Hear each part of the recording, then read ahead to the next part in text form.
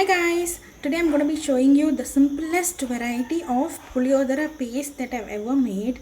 This is a style of Karnataka's wherein we'll be adding the coconut and it will taste really yum. So let's move on to the making of this video. Soak 100 grams of tamarind in hot water for 20 to 30 minutes.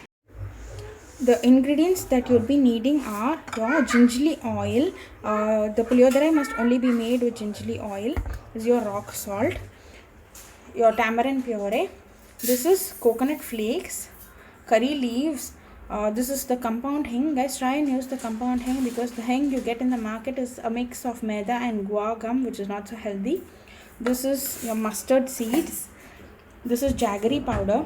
This is a mix of peanut, urad dal and chana dal. Your red chili. This is your till. And we're going to use the rasam powder because we do not want to dry roast the ingredients one by one and then grind it. So we're using the rasam powder, which is pretty much the same.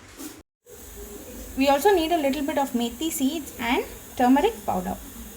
The first thing we will do is to dry roast the till and the coconut flakes. And this is your coconut flake. So dry roast your coconut flakes and the till seeds and grind them separately into powders. So now let's go and add the gingerly oil. We will need a little extra for this because it acts as a preservative. Seeds and wait for it to crackle. The spots that you're seeing are the coconut flakes, guys. Once it's done crackling, we're going to add the hing, the red chili, the curry leaves and a little bit of methi seeds. Let's roast all of it until the hing gets fried on all sides, which is very important for it to get a good flavor and get mixed with the tamarind juice. Let's also add in the turmeric and give it a quick stir and immediately add your tamarind pulp.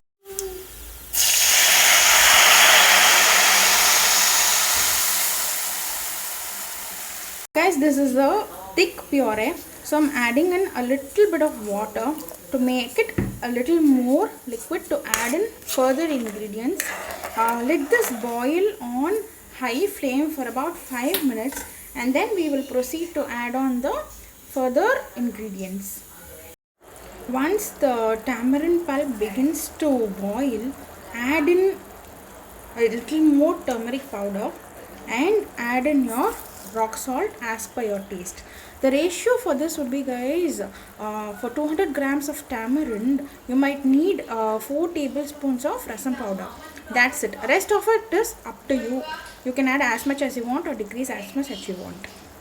Give it a stir and add in your jaggery powder.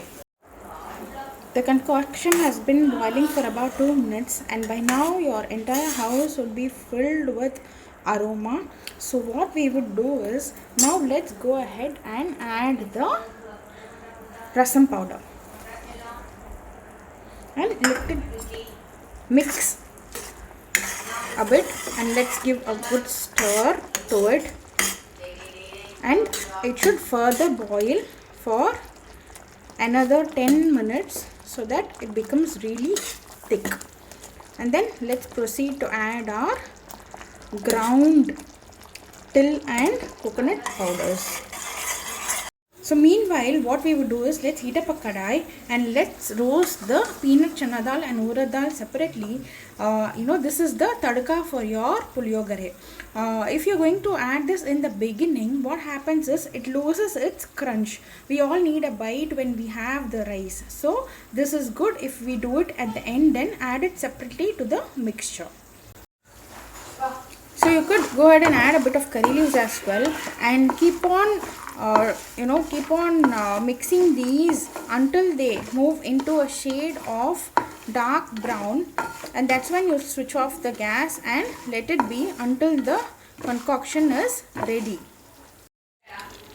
This has been cooking for a while, so let's go ahead and add our ground coconut flakes and the till powder and give it a good mix.